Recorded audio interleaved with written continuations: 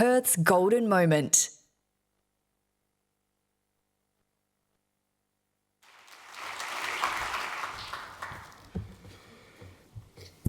Thank you very, very much. It's wonderful to be here, and thank you for the introductions, and thank you for the generous offer to be here.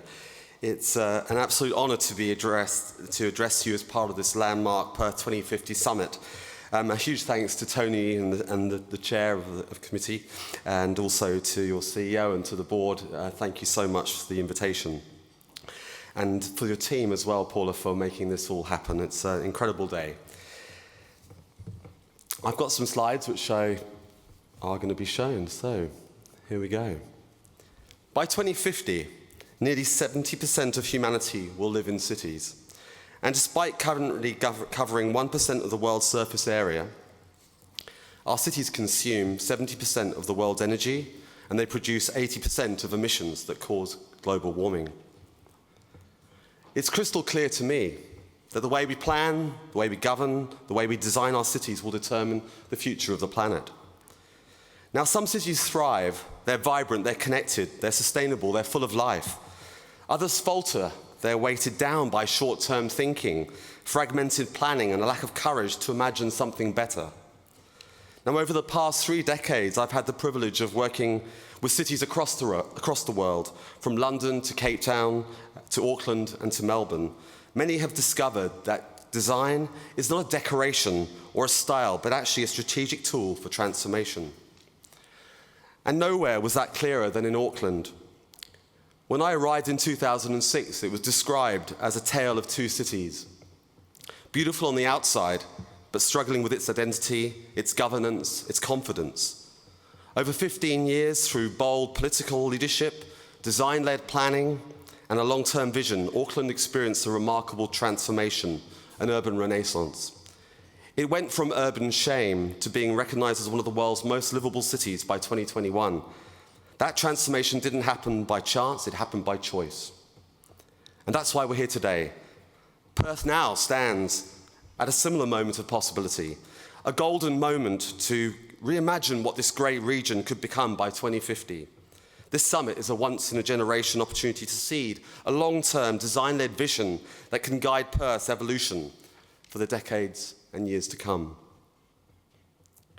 Now, before I share some lessons that I've learned about creating livable cities, I'd like to take you on a little journey around some of the world's greatest design-led cities and to talk a little bit about their transformations.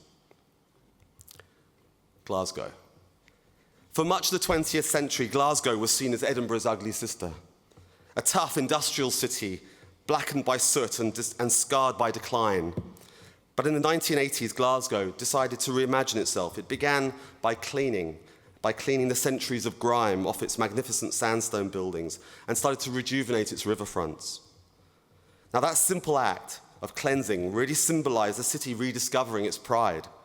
Over the following decades, through design-led regeneration, Glasgow transformed itself. By 1990, it had become the European capital of culture, and by 2014, it hosted the Commonwealth Games, a confident, creative, and globally admired city once again. Bilbao. Once dominated by shipyards and steelworks, Bilbao suffered pollution, unemployment, and even horrific terrorism through the Basque conflicts. Yet over 30 years, it transformed itself through planning, through design, and through culture. It cleaned its rivers, rebuilt its transport systems, and invested in architecture that captured the world's imagination. The Guggenheim Museum by Frank Gehry became, in a way, the poster card for the city. But Bilbao's success was far more than one building. It was a joined-up metropolitan plan, linking transport, economy, housing, public realm into a shared vision. By 2010, Bilbao had won the Lee Kuan Yew World City Prize, that's the Oscars, for integrated design-led transformation. London. With the fall of the Berlin Wall, London faced fierce economic competition from newly liberated European cities like Berlin and Frankfurt. It responded through long-term planning and inspired design, encapsulated within the London Plan. London reimagined its public realm converting old power stations into glorious galleries, car parks into skate rinks, and connected dislocated communities and businesses with new cross-river bridges, underground rail extensions. The city also built a striking new home for its Greater London Authority mayor, a symbol of transparent, design-led governance. London's transformation wasn't just physical, it was psychological. A statement that design could drive global relevance and competitiveness. Singapore. Under the vision of Lee Kuan Yew, Singapore followed a 40-year plan to become a city in a garden, clean, green, efficient, livable. From a low-lying swamp to a global economic superpower, Singapore's story shows what happens when leadership, design, when discipline, when they all align. It is proof that visionary planning backed by persistence and purpose can shape one of the most livable cities on earth. Now, Auckland. When I arrived in 2006, Auckland was described as an urban embarrassment. Fragmented governance, weak design culture, disconnected planning. Through an amalgamated metro city and a bold 30-year city plan with a clear vision to become the world's most livable city, Auckland began its transformation. By 2014, commentators were asking, what had happened to Auckland? How had change happened so quickly? How had the city transformed itself? By 2016, Auckland received a special mention in the Lee Kuan Yew World City Prize. By 2019, there were more cranes on Auckland's skyline than any city in the whole of the US. And by 2021, it ranked the world's most livable city. Change was a result of political leadership, design, and belief, a city that chose to transform. So what can we learn from these transformations, from Glasgow to Auckland? What's the common thread? Well, the thread for me is that cities that choose to transform are cities that choose to lead. And from my experience, I've distilled sort of 8 ideas just to leave you with some lessons, some provocations, some ideas as you begin shaping your thoughts and your ideas for your own vision for your great region. Start with optimism and opportunity. There are more people living in that circle than outside of it. Australia sits on the edge of the fastest growing region on Earth, the gateway to billions of potential customers, partners, and ideas. That's not a challenge, it's an invitation. The question is, for you all, is how does Perth position itself to seize that opportunity? You are the closest to that market. Well, you are the gateway for Australia. You are the landing pad. What could your actions be? Lead with vision. Every great transformation starts with leadership and a clear vision from the top. In Auckland, it was simple but profound to become the world's most livable city. That vision sat above a 30-year plan and called the Auckland Plan and cascaded through every single policy, every investment, every project, every story. Leadership must set the co-curated vision, and the rest of the organisation, the industries, and the communities can then confidently align behind it. Design for transformation, not just improvement. Cities that change do so because they embrace this concept of transformation, not incrementalism. In Auckland, we identified 6 transformational shifts, bold systemic moves that designed to create a very different future, not a slightly better version of the past or the present. It's about moving from business as usual to business as unusual. Communicate. Communication has 3 parts for me, and this links very much to what Richard was saying earlier. City making is a team sport. Urban designers, planners, economists, social experts, engineers, architects, and environmentalists, we're all involved, but we must learn to speak each other's language. We must all start to understand, to lean in, to be inquisitive, to walk in each other's shoes, to break down silos. The best urban leaders that I've come across are like conductors of an orchestra, bringing diverse disciplines together in harmony.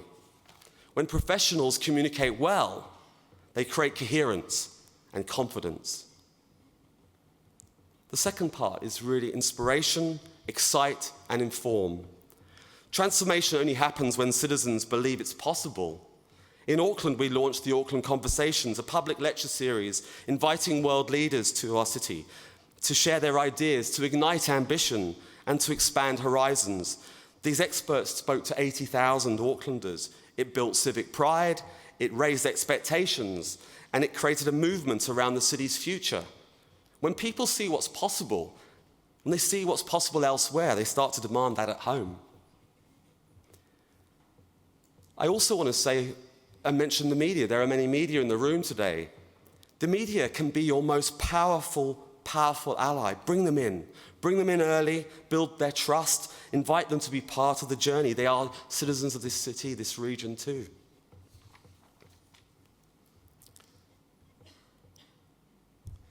Let data, not ideology, drive decisions. Cities cannot be built on ideology or opinion. They must be shaped by evidence and expertise. As Michael Bloomberg said once, "In God we trust, everyone else bring me data." Quality data gives courage to act and protection too when the politics get tough. Build partnerships that unlock potential. As the minister said, no city can do it alone. Government must enable, but business, academia, and communities must co-create to become that coalition of the willing. In Auckland, we had a $22 million a year annual targeted rate from the business community of the central city.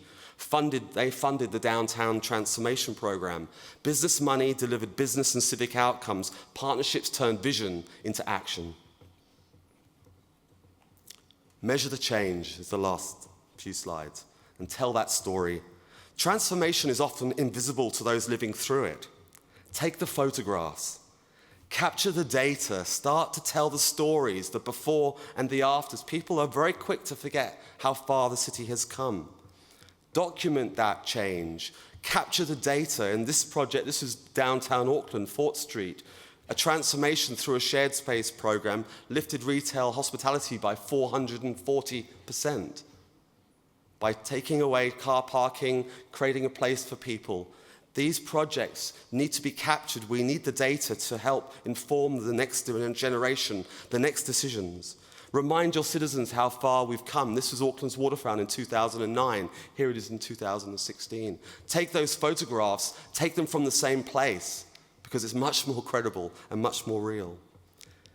Now, as Jan Gehl, a famous urbanist living in Copenhagen, told me once before, he said, "Ludo, you don't need $1 million to change the world." And he's so right. Start small, but start. And the idea of prototyping, testing, trying out ideas, and celebrating successes. This was a project in downtown Paris, where they transformed the motorway down on the waterfront called the Paris Plage. That project has become permanent. And Parisians now spend their summer holidays swimming in the Seine. And the last slide, I guess, before I leave you all, is have courage, friends. Whenever you hear, we can't do that, our city's too different, our city's hilly, it's too hot. You know, it's a very common theme. Remember Amsterdam in the 1970s. Car choked, polluted, unsafe. Today it's the cycling capital of the world because its citizens decided to change. So my challenge to you is choose to transform. Choose optimism, choose opportunity, choose leadership, choose design, choose courage. Because cities don't change by chance, they change by choice. And the choices we make today and we start to make today will define the Perth we leave for 2050. Thank you so much and have a wonderful day.